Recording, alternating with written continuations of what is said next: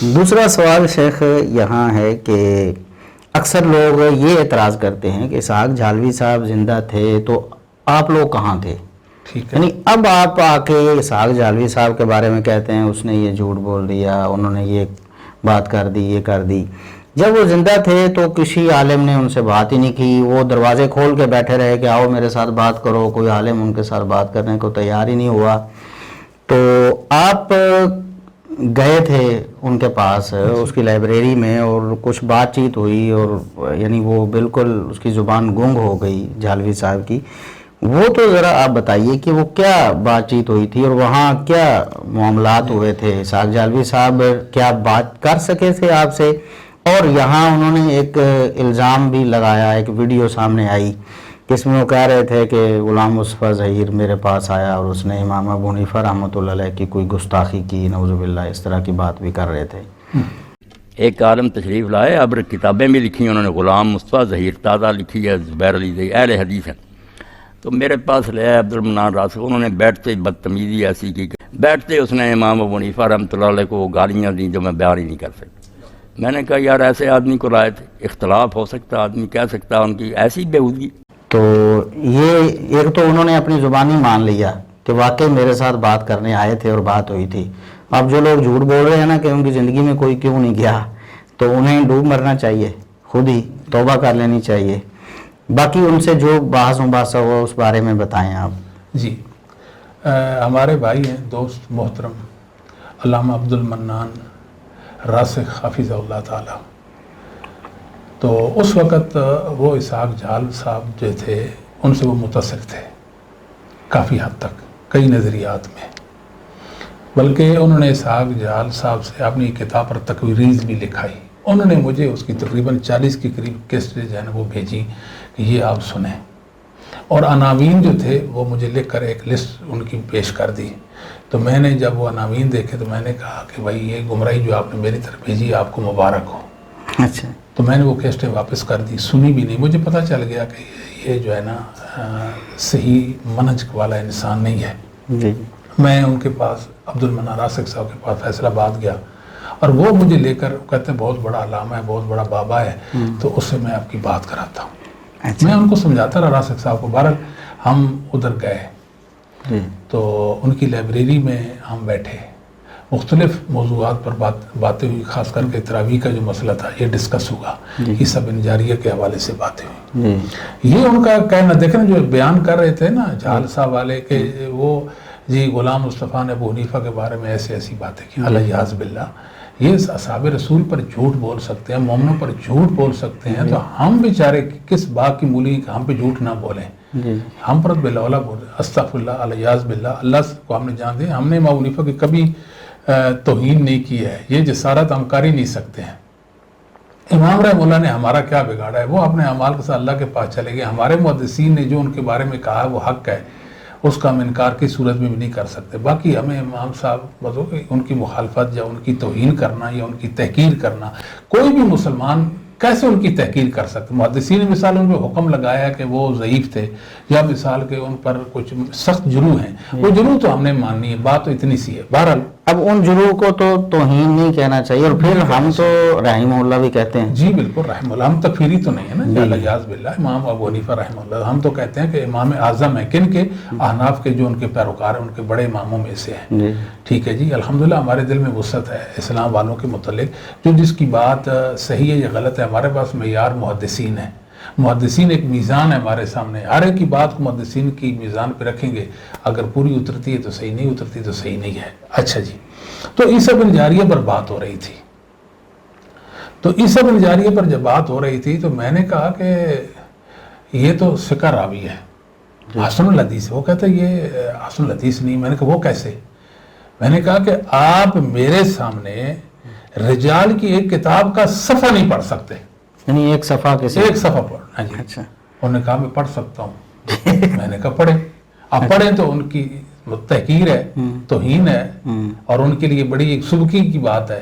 نہ پڑھے تو پھر بھی ان کے لیے. میں نے دیکھا جب وہ پریشان ہو گئے، میں نے کہا آپ نیچے بیٹھے تھے، اپنے قدموں میں نے ان کو بٹھا لیا. اچھا. یہ آن دا ریکارڈ بات ہے. اسحاق جھالوی صاحب کو میں نے اپنے پیروں میں بٹھوایا ہے. یہ اس کے تو شیخ عبد المنان راسخ صاحب وہ تو لائبریری میں پھر رہے تھے. یہ اصل معاملہ یہ تھا. اچھا. تو مجھے کہتے ہیں کہ آپ نے میری بےزتی کر دی. میں نے کہا میں نے آپ کو خط لکھا ہے, بےزتی آپ خود ہی تو بیٹھ گئے. جی. تو اصل میں چالوی صاحب نے یہ سمجھا کہ شاید مجھے نیچے بٹھا کر خود بھی نیچے بیٹھنا چاہتے ہیں. اچھا. میں نیچے کیوں بیٹھتا جی. الحمدللہ میں نے اپنے ساتھی بتایا یہ گمراہ شخص ہے. پھر امام حنیفہ رحمہ اللہ تعالیٰ کے حوالے سے اس نے کوئی بات کی. میں نے کہا ہر منکر حدیث امام صاحب کے بارے میں ایسی باتیں کر جس طرح آپ کر رہے ہیں, وجہ کیا ہے؟ پھر کہنے لگے امام حنیفہ پر جو جروح ہے معاصرت کی بنا پہ. میں نے کہا آپ کو کس نے بتایا؟ انہوں نے کہا الانتقاء جو ہے ابن عبد البر کی, اس میں یہ بات لکھی ہوئی ہے کہ یہ جو جروح ہیں. میں نے کہا لکھی ہوئی ہے نہیں لکھی ہوئی. ابن عبد البر کی یہ تمہید ہے میرے سامنے. انہوں نے کہا کہ امام صاحب حدیث میں صحیح الحفظ تھے. جی جی. تو یہ ابن عبد البر کا ان کے منہ پہ سکری جم گئی, وہ بات ہی نہیں کر. میں نے کہا یہ کون؟ یہ تو ابن عبد البر کی اپنی جرح امام حنیفہ پر. آپ کہتے ہیں معاصرت پر وہ اس کو معمول کرتے ہیں. کیسی بات ہے آپ جہالت کی میرے ساتھ کر رہے ہیں. بہرحال وہ اس کی بہت ہوئی اس دن بیچارے کی. بعد میں وہ غصہ نکالتا رہا, دیکھا من پوری ایسا ایسا ابو حنیفہ کے بارے میں استغفر اللہ اپنی نہیں حالت بتا اس نے میرے ساتھ کیا کیا. تو ابو حنیفہ کے رحمہ اللہ تعالیٰ کے بارے میں کہہ رہا تھا. تو یہ جو گمراہ لوگ ہیں نا جی آپ صاحب, جی جی, یہ جو کہتے ہیں کہ اس وقت زندہ تھا. دیکھیں ہمارے مشہور عالم محدث فضیلت الشیخ ارشاد الحق اثری حافظ اللہ تعالیٰ نے اس وقت مشاجرات صحابہ کے حوالے سے کتاب لکھی. امت کو بتایا کہ وہ فتنہ کار شخص ہے اور یہ صحابہ کے معاملات میں ٹانگ اڑا کر رافضیت کو تقویت دے رہا ہے. یہ کتاب میں لکھ رہا ہوں, اس سے فائدہ اٹھا لو.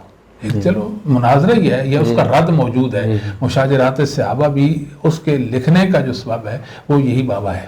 بالکل صحیح. ہمارے علماء مطلب کہ باتیں کرتے رہتے تھے, مطلب کہ گمراہی اور ضلال اس کی اشکارا کرتے رہتے تھے. پھر جب اس نے کھل کر بات کی, رافضی تھا نا, اہل حدیث مسجد کا یہ امام خطیب تھا, جب کھل کر بات کی اللہ کے فضل و کرم سے, پھر آپ سب آپ بھی آئے اور میں بھی آیا, ہم نے تو رد کیا. جی جی. اگرچہ زندگی میں مطلب کہ ہم ساتھیوں کو بتاتے رہے, اس ویڈیوز ریکارڈنگ ہم نے شروع بعد میں کی ہے, بعد میں کی, اور اس وقت اس کی ویڈیو پہلے آئی نہیں تھی نیٹ پہ. جی نیٹ پہ بھی کم تھی. یہ اگر دعویٰ کرتا اپنی مسجد میں کرتا ہوگا. جی جی. شیخ حافظ شریف صاحب کا پیچھے بیان آیا تھا, انہوں نے بتایا کہ میں نے اس کے خلاف اتنے جمعے پڑھائے اور ہم نے اس کو دعوت دی باقاعدہ, اور یہ بار باقاعدہ مان کے کہ میں بات کروں گا, پھر مکر گیا, بات کرنے سے انکار کر گیا. جی آپ صاحب نے بالکل, یعنی اس پر آمادگی ہے اس کو دلانے کو, اس نے مان لیا تھا لیکن پھر بعد میں نہیں آیا. تو بہرحال وہ اپنے کیے کو پہنچ گیا. اس کے جو کفریات ہیں, اس کے جو ارتداد ہے, اس کی جو جہالتیں ہیں, اس کی جو ملحدانہ فکر ہے, بجائے اس کے کہ اس کا رد کیا جائے, لوگ اس کو مطلب کہ عام کرنے کی کوشش کرتے ہیں یا اپنانے کی کوشش کرتے ہیں. بہرحال یہ صحیح نہیں ہے. بعض لوگوں کو اب یہ ہے, ایک رافضی سے پچھلے دنوں بات ہو رہی تھی, کیونکہ میڈیا میں یہ سوشل میڈیا میں یہ واٹس ایپ پہ گروپس چلتے ہیں. میں اسی طرف میں آ رہا تھا, اگلا سوال بھی یہی تھا کہ سوشل میڈیا پہ آج کل ایک جو ہے نا وائرل کی جا رہی ہے ویڈیو بنا کے کہ دیکھیں جی اسحاق جھالوی صاحب کے ایک شاگرد سے امن پوری صاحب جو ہے نا وہ مناظرہ ہار گئے. تو ہم ان سے پوچھ رہے ہیں بار بار بھی مناظرہ کہاں منعقد ہوا تھا, اس کی شرائط کیا تھی, موضوع کیا تھا مناظرے کا, اب مناظر کون تھے, کوئی صدر مناظر ہوگا, کوئی مناظرہ تو ایسے ہوتا ہے نا یہ. تو اس بارے میں بھی آپ بتائیں کہ کیا کوئی واقعی مناظرہ ہوا تھا, کوئی واٹس ایپ وغیرہ پہ, کیا اس کی صورتحال؟ ایک عمران سلفی نامی نوجوان, اس نے مجھے پیغام دیا کہ فلاں گروپ میں جو مجموعہ ہے اس میں کچھ رافض صحابہ پہ تبرہ کر رہے ہیں, گالیاں دے رہے ہیں, ان کو تو آپ ادھر جائیں. میں گیا تو ایک شخص جو ہے نصیر معاویہ رضی اللہ تعالیٰ کے بارے میں بری باتیں کر رہا تھا. میں نے بھی وہاں کچھ باتیں کی. اصل میرا مقصد جو ہے اس وقت, چونکہ اس سے پہلے میں 105 صفحات میں ایک کتاب ہے ہماری سیدنا معاویہ رضی اللہ تعالیٰ پر, اس گروپ میں نے پہلے وہ بھیجی.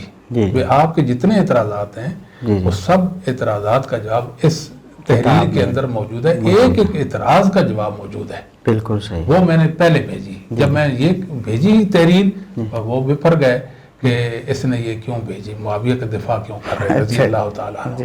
میں نے سیدنا معاویہ رضی اللہ تعالیٰ کی محبت میں اور ان کے دفاع میں چند باتیں کی کہ معاویہ تو میرے دین اور ایمان ہے اور معاویہ میری جنت ہے, الحمدللہ ہم اس پر قائم ہیں.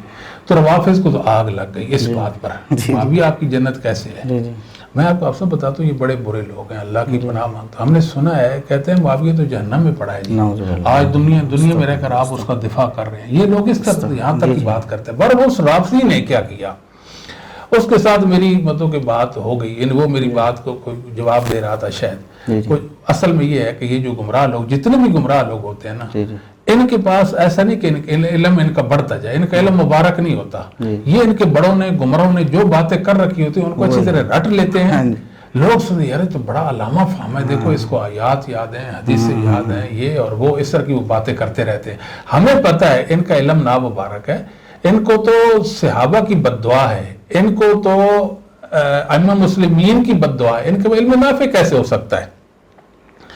تو میں نے کچھ بات کی اور میں نے کہا کہ اگر معاویہ رضی اللہ تعالیٰ حق پر نہیں تو 1 مہینے کے اندر اللہ تعالیٰ مجھے تباہ و برباد کر دے. جی میں کہ مبالغہ, آپ کہتے ہیں کہ معاویہ حق پر نہیں تھا. اگر یہ آپ کی بات, یہ جو بات ہے, اگر یہ صحیح نہیں تو اللہ 1 مہینے کے اندر آپ لوگوں کو ہلاک کو برباد کر دے. اس حوالے سے میں نے ان کے ساتھ مبالغہ کیا.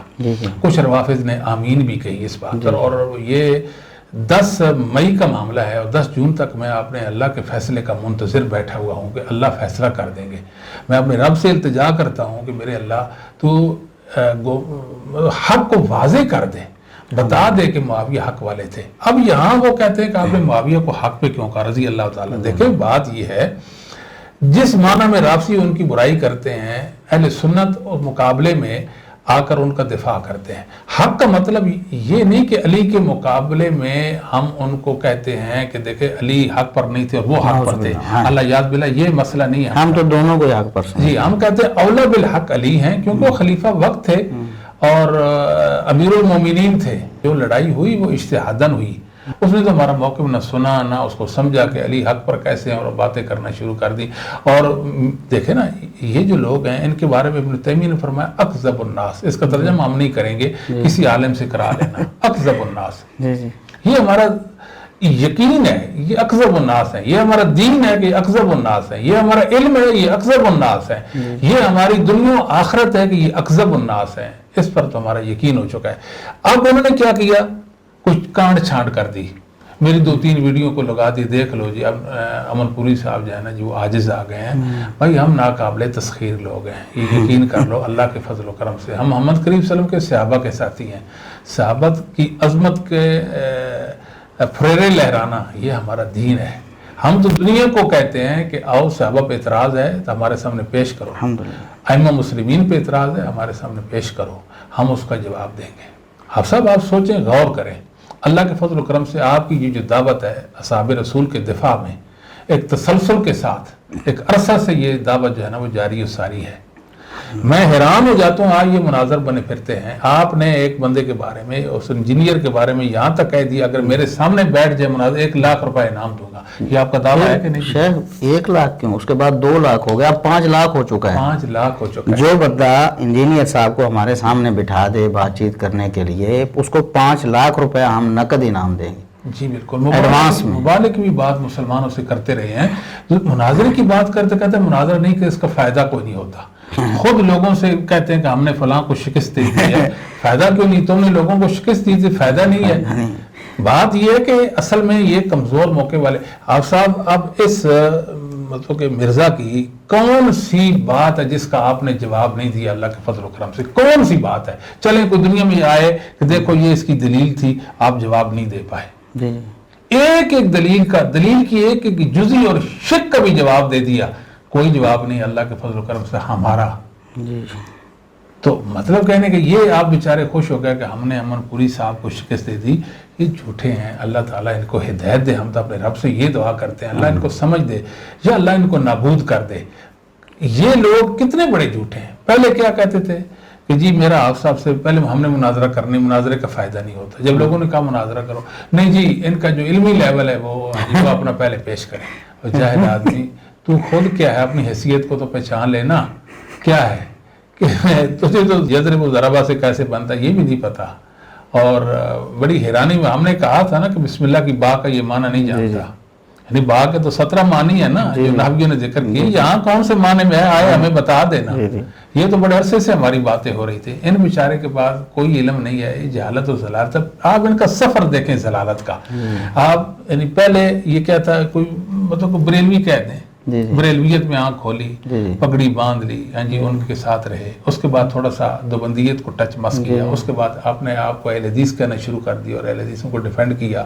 اس کے بعد پھر یعنی اسی دوران ہی یہ 300 سال کی جو ٹرم ہے اس کو بھی استعمال کیا کہ 300 سال کا فہم ہے جی. وہ تو بالکل بھول بھلا گئے. اب کرتے کرتے چلتے چلاتے اس بندے کی صبح دیکھیں اور شام دیکھیں.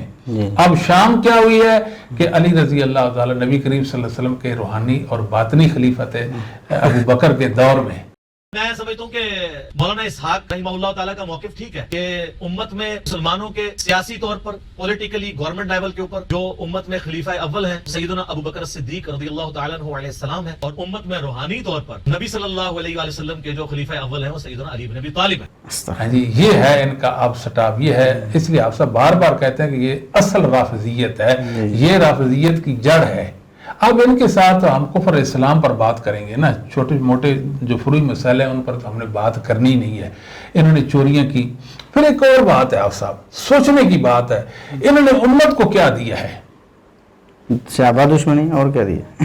سب سے بڑی بات یہ ہے کہ ہم دیکھتے ہیں کہ جتنے گمراہ اور ظالمین لوگ ہیں، جتنے برے لوگ ہیں، ہم نے دیکھا ان گمراہوں کی باتوں کو یہ آگے ان کے چبائے ہوئے نوالوں کو یہ آگے جو ہے نا جی پیش کر رہے ہیں. مثال کے طور پر یہ کہتے ہیں کہ مولانا حضرات جو ہے نا جی چندہ لیتے ہیں، یہ چندہ خور ہیں جی. جو مطلب چندہ لیتا ہے وہ حق گو نہیں ہوتا. اس کے آپ صاحب نے بڑے کھلے لیکچر دیے اور بیانات ریکارڈ کروائے. جھوٹوں کو یعنی بدنام کرنے کا علماء حق کو اور کوئی چیز ان کی سوجھ میں نہیں آئی. انہوں نے کہہ دی چندہ خور ہیں. الحمدللہ ہم چندہ کھاتے ہیں بھائی، اور اللہ کے فضل و کرم سے چندہ کھانے کے ساتھ ساتھ جو ہماری دینی اور اخلاقی ذمہ داری ہے عوام سے متعلق وہ بھی ہم پوری کرتے ہیں نا. صرف چندے جھوٹ ووٹ پر تو نہیں کھاتے. ہم تو کہتے ہیں ہمیں چندہ دو، ہم تو چندہ مانگتے ہیں. بلکہ میں نے اپیل برائے چندہ ایک وہ آپ نے رمضان مبارک میں بھی ایک چھوٹا سا وہ شائع کیا تھا. یہ تو ایسی بات نہیں. مرزا بھی کہتا تھا غلام احمد قادیانی یہ ثناء اللہ چندہ خور ہے. اچھا جی، ان کا اپنا پریس تھا. تو نے چندہ دیا اس کو ایسے جھوٹ بولتا ہے. دوسری بات کیا ہے کہ انہوں نے اس مسئلے کو علماء کو بدنام کریں گے. اب یہ جتنے گمراہ ہیں، منکرین حدیث دیکھیں، ملحد دیکھیں، علماء کو بدنام کرنے کے لیے چندے کا الزام لگے. یہ چندہ کھاتے ہیں. چندہ ہم کھاتے رہیں گے قیامت تک. اللہ کے ہم اور ہمارے آنے والی نسلیں اور ہمارے سارے سلسلے آپ لوگوں کے یہ تو پریشانی بنی رہے گی ہر وقت. دوسری بات یہ ہے کہ یہ لوگ ہمیں تانا دیتے ملا مولانا یہ لوگ فتنہ واریت میں پڑے ہوئے ہیں. وہ لوگوں کو ڈراتے تھے. عام مسلمان جانتا تھا ہاں کوئی یہ ہے، کوئی یہ ہے، کوئی یہ ہے. یہ فرقہ واریت سے جان چھڑاؤ، اس کے ساتھ چل دو. حالانکہ سب سے بڑا فرقہ واریت کا جو ہے وہ لمبردات وہ خود ہوتا ہے. غلام پرویز ہمیشہ یہی تانا دیتا رہا مسلمانوں کو، فرقہ واریت کو چھوڑو، آپ ہماری دعوت قبول کرو، ہماری گروہ ہماری جماعت میں آ جاؤ. اچھا جی یہ باتیں کرتے رہے. حالانکہ فرقہ واریت کیا ہے؟ جو بندہ دیکھیں نا، یہاں ایک بات بھی سمجھ لینی چاہیے، تمام مسلمانوں کو اس بات کو اچھی طرح سمجھ لینا چاہیے کہ مسلک اہل حدیث آج کے دور کی کوئی اختراع نہیں ہے، یہ کل کی اختراع نہیں ہے. یہ محدثین کے عقیدہ اور عمل کا ایک تسلسل ہے. ہمارا یہ کہنا ہے اللہ کے فضل و کرم سے محدثین کا مسلک، ان کا عقیدہ، ان کا عمل لمحہ بھر کے لیے دنیا میں مفقود نہیں ہوگا. یہ ہمارا نظریہ ہے. ہم محدثین کے مسلک، ان کے عقیدے کو لے کر چلتے ہیں اور آگے یہ قیامت تک چلتا رہ جائے گا. لیکن یہ لوگ جو ہے نا ہمیں کہتے ہیں کہ شاید انہوں نے کوئی نیا عقیدہ نظریہ بنا لیا. اچھا جی دوسری بات کیا ہے کہ ہمارے ائمہ نے آج سے 1200 سال پہلے، یعنی 1000 اور پھر 200 1200 سال پہلے سے یہ بات ہمیں بتا دی کہ جب آپ اصحاب محمد صلی اللہ علیہ وسلم کی عزت و ناموس کی بات کریں گے یہ رافضی آپ کو ناسبی کہیں گے. ابو حاتم الزرع نے ہمیں بتایا، ان سے پہلے ائمہ نے ہمیں بتایا. تو لہٰذا آج بھی اہل حدیث کو یہ روافض ناسبی کا الزام دیتے ہیں اور ناسبی ہمیں رافضی کہتے ہیں. جی بالکل. ابھی پچھلے دنوں ایک ناسبی فون کر رہا تھا. اچھا جی. تو اس نے بات شروع کر دی یزید بن معاویہ پر. تو ہم نے کہا کہ ہم تو شیخ الاسلام ابن تیمیہ رحمۃ اللہ علیہ جس طرح فرمایا لا نحبہ ولا نسبہ، تو ہم اتنا تو دفاع کرتے ہیں کہ جھوٹے الزامات اس پر جو لوگ لگاتے ہیں. عادل الاقوال امام صاحب نے فرمایا ابن تیمیہ رحمہ اللہ نے کہ عادل الاقوال. ہاں جی. اچھا جی. تو وہ کہتے ہیں جی آپ فلاں فلاں فضیلت کیوں نہیں مانتے؟ میں نے کہا فلاں فلاں فضیلت تو ثابت نہیں ہے. کہتا جی آپ جو ہے نا آپ رافضی ہو. میں نے کہا ظالموں رافضیوں کی تو ہم کمر توڑ رہے ہیں الحمدللہ. آپ ہمیں رافضی کہہ رہے ہو تو صحیح ہمارے اسلاف نے ہمیں بتایا کہ ہر ناسبی ہمیں رافضی کہے گا اور ہر رافضی ہمیں ناسبی کہے گا. اور دوسری بات کہ ہر رافضی ناسبی ہوتا ہے جی, اور ہر ناسبی رافضی ہوتا ہے. رافضی ہوتا ہے. یہ بات بھی ہمیں سمجھ ہے اللہ کے فضل و کرم سے جی. تو الزام کرتے رہے دیکھو یہ ناسبی ہیں جو گمراہی کو اپنی گمراہی کو اس کا دفاع کرتے ہوئے ہمیں ناسبی کہتے رہے. الحمدللہ اللہ کے فضل و کرم سے مسلک محدثین میں صحابہ کا جو معیار جو درجات ہیں ان کو ہم مانتے ہیں, اس میں ذرا منہ بھی ہم فرق نہیں لاتے. ابو بکر کا پہلا درجہ فضیلت ہے امت میں تو مانتے ہیں, دوسرا عمر, تیسرا عثمان, چوتھے علی ہیں رضی اللہ عنہم. باقی صحابہ کی جو ترتیب ائمہ نے بتا دیا, اپنی کتابوں میں لکھ دیا, ہم اس کو مانتے. ساری دنیا ہمیں جو مرضی کہتے رہے ہم ائمہ کے مسلک کو نہیں چھوڑ سکتے. ہاں ائمہ کو برا بھلا کہیں. اچھا دوسری بات یہ آپ سب چوتھی بات بلکہ کہہ سکتے ہیں کہ حق چھپانے کی بھی ہے نا یہ ایک تہمت اہل اسلام اہل حق پہ. دیکھو جی یہ حق چھپاتے ہیں. اچھا جی یہ حدیثیں چھپاتے ہیں. میں نے کئی روافع سے سنا کہتے ہیں کہ یہ جو سنی لوگ ہیں انہوں نے یہ حدیث چھپا رکھی ہے, لوگوں کو کیوں نہیں بیان کرتے. تو میں قرآن سے کوئی غرض نہیں, حدیثوں سے کیا غرض آ گئی ہے. بات یہ ہے کہ انہوں نے ہمیشہ مسلمانوں کو یہ الزام دیا, کوئی اسلام کو پتہ نہیں سمجھتے کیسے ہیں. اسلام اللہ کی حفاظت کے ساتھ محفوظ ہے, کسی کے چھپانے سے اس کی تعلیمات اس کے احکام نہیں چھپ سکتے. اگر ایک بندہ کتمان حق کرتا ہے, کوئی بات نہیں ظاہر کرتا, دسیوں کیا ہزاروں کیا لاکھوں کروڑوں مسلمان ایسے ہیں اس بات کا اظہار کرتے ہیں. اللہ کے فضل و کرم سے کوئی ایسی چیز نہیں ہے اسلام کہ آپ کہیں کہ اسلام لوگوں کو چھپانے سے چھپ گیا, ایسی بات نہیں ہے. پھر یہ بھی کرتے ہیں, پچھلے سال کی بات ہے, ہمارے برادرم محترم علامہ توصیف الرحمان راشدی حافظ اللہ تعالی انہوں نے سیدنا عثمان بن عفان رضی اللہ تعالیٰ کے دفاع میں ایک سیریز جو ہے نا وہ شروع کی. اس دوران چند ایسی روایات بھی انہوں نے پیش کر دی کہ جو ضعیف تھیں یا ضعیف موضوع تھیں یا من گھڑت تھیں. جی عثمان رضی مناقب میں جو ذکر ہوئی مشکاہ شریف کے اندر ان کو بیان کر دیا.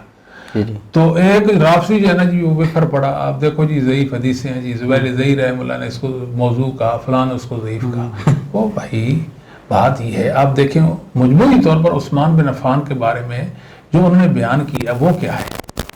اگر دو چند ضعیف موضوع روایات بیان کر دی, اس سے یہ تو نہیں کہ عثمان بن عفان کی شان میں غلو کرتے ہوئے بیان کی ہیں. ان کو جو اہل سنت نے جو ان کا مقام مرتبہ بیان کیا ان حدیث کی روح سے, صحیح حدیث کی روح سے وہی مقام مرتبہ ان کو دیا. وہ تو روافظ کا رد کر رہے تھے اور روافظ کے ساتھ ہی بول پڑے, ان کی ساری کوشش پہ پانی پھیرنے کے لیے ان کو بدنام کرنے. دیکھو جی ضعیف حدیث ہے, خود نہیں ضعیف بیان کیا, ان کو پتہ ہی کوئی نہیں ضعیف کیا ہوتی ہے اور صحیح کیا ہوتی ہے. تو یہ لوگ جو ہیں اس طرح کی باتیں کر کے اسلام کو نقصان پہنچاتے ہیں.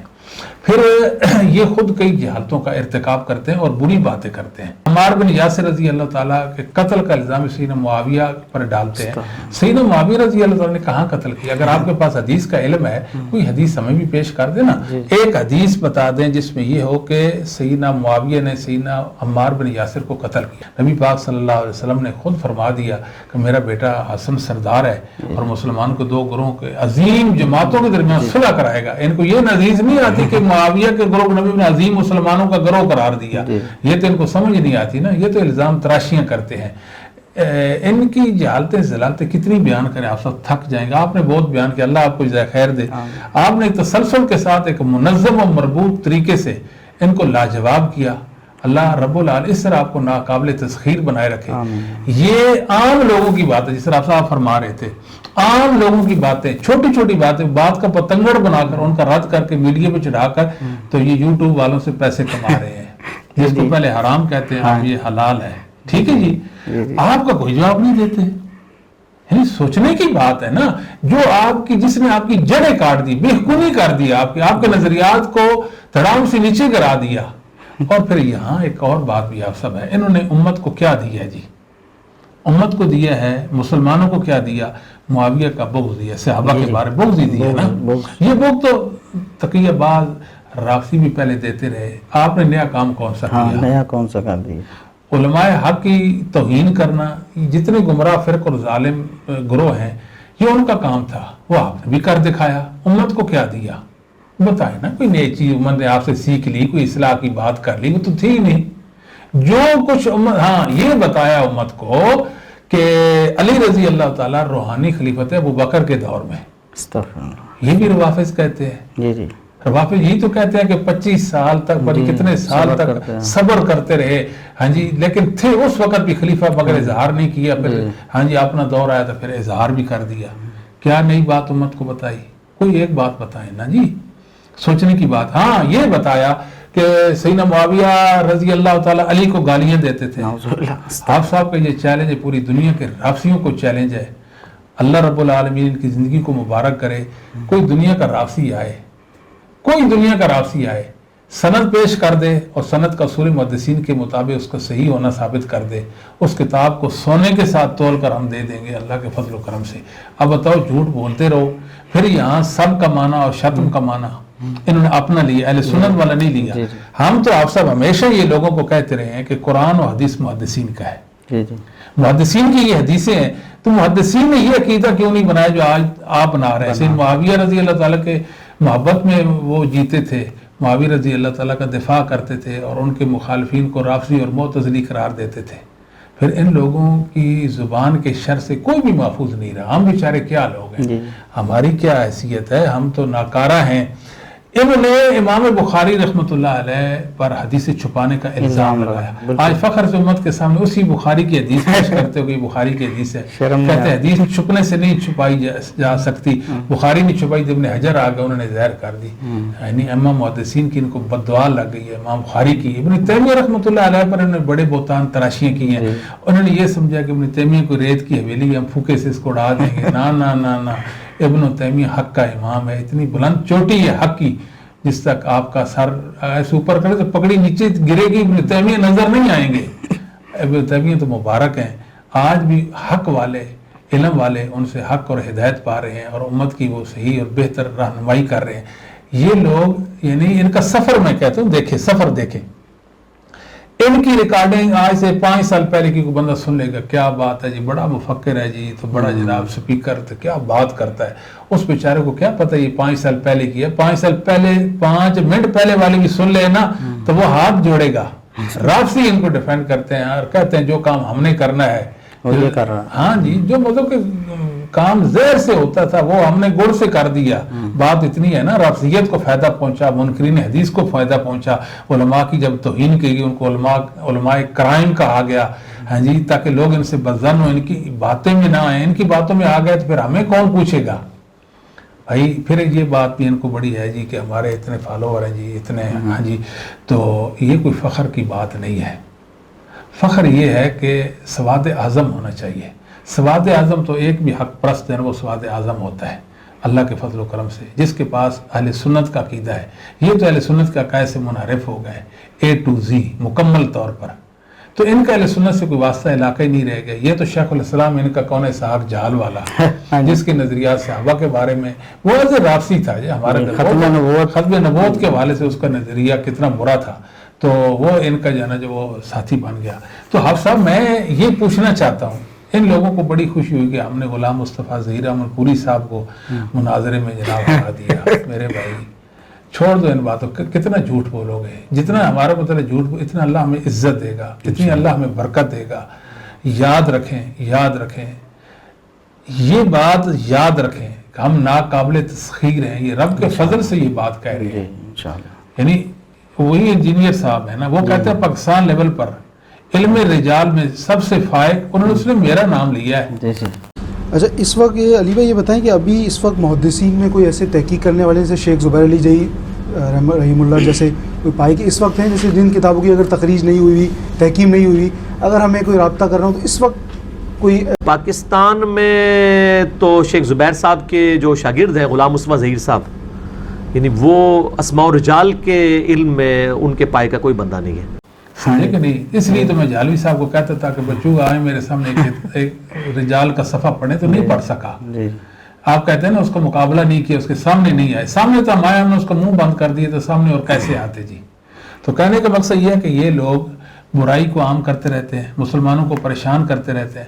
مسلمانوں کو چاہیے عفیت کا راستہ اختیار کریں, اصحاب محمد صلی اللہ علیہ وسلم کی محبت کا دم بھریں, ائمہ مسلمین کا ادب اور احترام اور حیا کریں.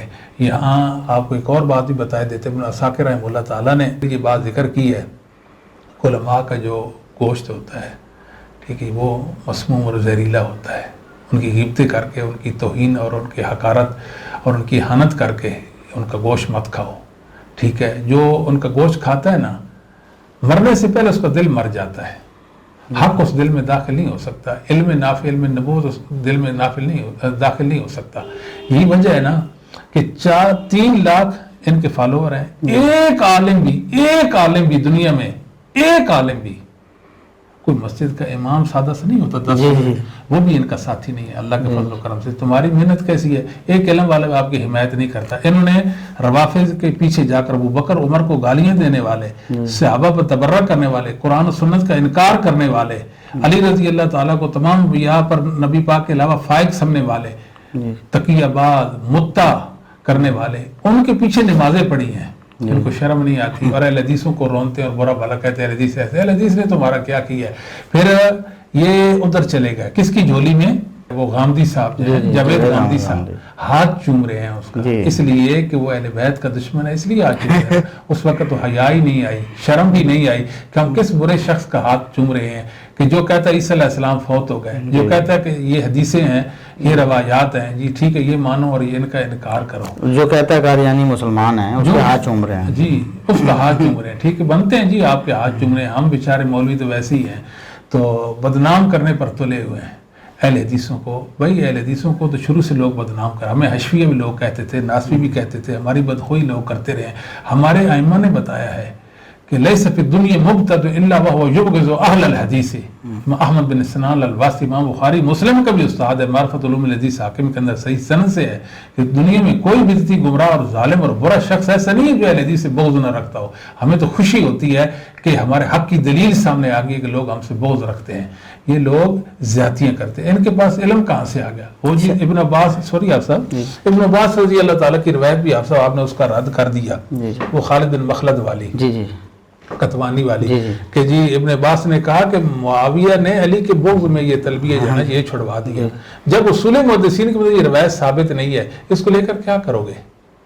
کہنے کا مقصد یہ ہمارے مطابق یہ ہے کہ یہ روایات محدثین کی ہیں, یہ قرآن محدثین کا ہے, محدثین نے جو سمجھا وہ سمجھ لیں. لیکن مدرسی صاحب تھے, ان کو بھی یہی غلطی لگ گئی نا کہ مشاجرات صحابہ کے مسئلے میں پڑھ کر انہوں نے کتنوں کے ایمان کو نقصان پہنچایا. اس صحابہ کے بارے میں لوگوں کے دلوں میں محبت پیدا کرو. شیخ وقت ہمارا ختم ہو رہا ہے, تو یہاں میں آخر میں یہ دوبارہ سے یہ بات دہراتا ہوں کہ مناظرے کا اگر کسی کو شوق ہے, انجینئر صاحب کو ہم نے بڑے عرصے سے چیلنج کیا ہوا ہے, انہیں لے آئیں, 5 لاکھ روپے نقد لے لیں.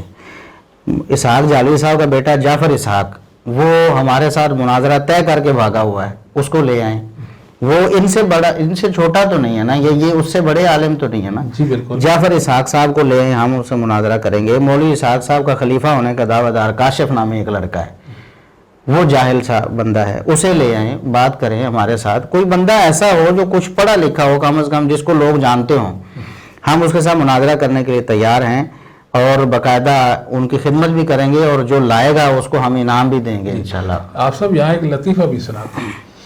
ایک گمراہ کہتا ہے کہ میں ڈاکٹر ذاکر نائک سے مناظرہ کرنا چاہتا ہوں, میں اسے چیلنج کرتا ہوں. اچھا. تو ہمارے ایک ساتھی تھے حاجی عامر بٹ صاحب, تو انہوں نے کہا کہ وہ تو دبئی میں ہوں گے یا ادھر انڈیا میں ہوں گے, تو کیسے جانا ہوگا. تھا ادھر محلے میں غلام مصطفیٰ ظہیر احمد پوری صاحب رہتے, ان کے ساتھ نہیں ان کے ساتھ میرا کوئی, میں نہیں مناظرہ کرنا چاہتا. نہیں, ویسے آپ کہتے ہیں مناظروں کا فائدہ کو نہیں, ڈاکٹر ذاکر نائک کو چیلنج کرتے رہتے. آپ کو رون دیا آپ صاحب نے, آپ کی ایک ایک بات کو باطل ثابت کر دیا. قرآن مجید نے حجتہم داحضہ, جی بالکل روند کے رکھ دیا, باطل قرار دیا آپ کے تمام نظریات کو, ثابت کر دیا کہ یہ حقائق نہیں ہے. ٹھیک ہے جی, یہ تو اباطیل ہیں, لیکن کوئی جواب نہیں ہے, کوئی جواب نہیں. آخر یہ جو لوگ ہیں جو پٹھے چارہ کھاتے ہیں, کب تک ان کو مطمئن رکھیں گے. آپ تو کہتے ہیں لوگ پٹھے نہیں, گھاس نہیں کھاتے, لوگ گھاس نہیں کھاتے ہیں.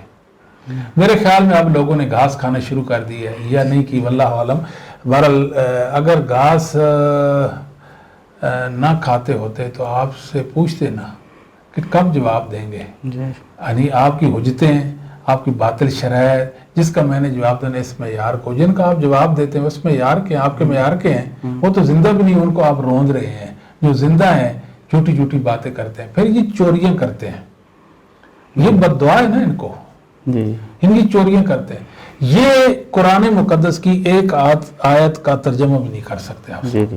آئیں آپ صاحب کے سامنے بیٹھیں، قرآن کریم کھولیں گے، آپ صاحب سے آپ کہیں یہ آیت ترجمہ، یہ آپ صاحب ترجمہ دور کی بات، ہم نے یہ بھی چیلنج کیا ہوا شیخ، ہمارے سامنے ایک رکوع قرآن کریم کا صحیح پڑھ دے مرزا صاحب اوپر دیکھ کے، سبحان اللہ، سبحان جو رکوع ہم کہیں گے کہ مرزا صاحب یہاں سے پڑھیں، اگر مرزا صاحب وہ رکوع بغیر اٹکے صحیح طرح پڑھ دیں تو ہم منہ مانگا انعام پھر بھی دینے کے لیے تیار. لو جی، بڑی بات ہے. اللہ آپ کو جو خیر دے، روح القدس کے ساتھ آپ کی مدد کرے جی.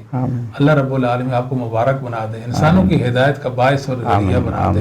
میری دعائیں آپ کے ساتھ ہیں. اللہ تعالیٰ مزید آپ کو ترقیاں اور رفتیں عطا فرمائے، علم کی برکتیں نصیب فرمائے. بہت دل خوش ہوتا ہے آپ کا کام دیکھ کر، تو اللہ اس پر آپ کو جزائے خیر عطا فرمائے. تو بس یہی میری نیک تمنائیں اور دعائیں ہیں. محنت کریں، کوشش کرتے رہیں، گمراہوں کا تعاقب اور ان کے برے نظریات کے کلا کما کے حوالے سے اپنی مثبت جو دعوت ہے وہ آپ پیش کرتے رہیں. اللہ آپ کا حامی و ناصر ہو. اقول قولی ھذا استغفر لی ولکم.